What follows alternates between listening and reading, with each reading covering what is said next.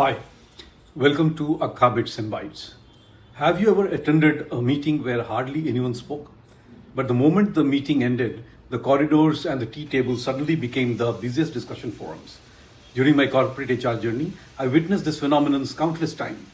The people who remained completely silent in the boardroom often had the strongest opinion outside it. So, why does this happen? The answer, I believe, lies in human psychology. Most people are not afraid of speaking, they are afraid of being judged, rejected, or remembered later for expressing an unpopular opinion.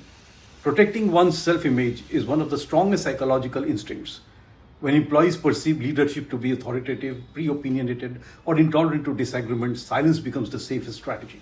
Unfortunately, organizations then lose something extremely valuable: ideas, insights, even early warning signals, and sometimes solutions to problems that management is struggling to solve.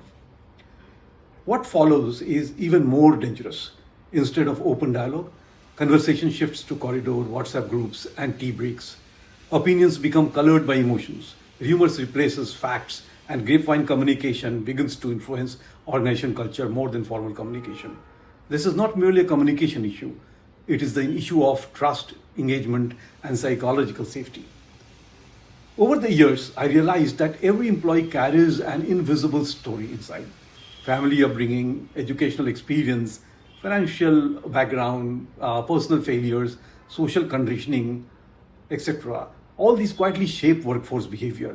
Many managers label people as resistant, negative, or disengaged.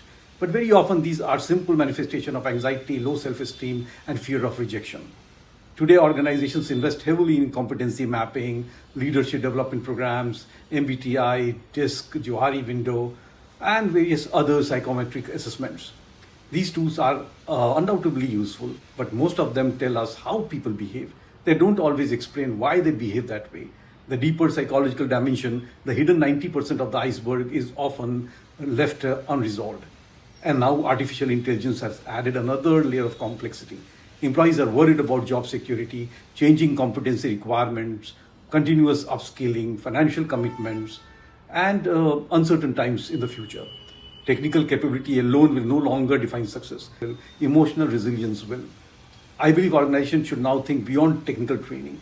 Outside competency development, companies should institutionalize confidence at one-to-one level through interaction with a trained person, maybe a personality enabler coach, PEC. They help you to build confidence, manage your emotion, and unlock your full potential. Leadership too has a responsibility.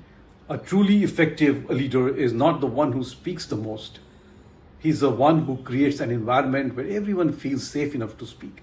And boards, particularly the independent directors, should look beyond financial performance. They should ask important questions about organization culture, employee engagement, leadership behavior, and even psychological well-being. Because culture ultimately will determine business performance going forward.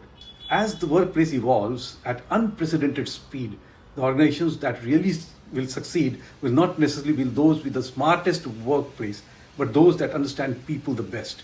Because every business problem ultimately has a people dimension, and every sustainable solution begins by understanding the human mind. Thank you very much for watching.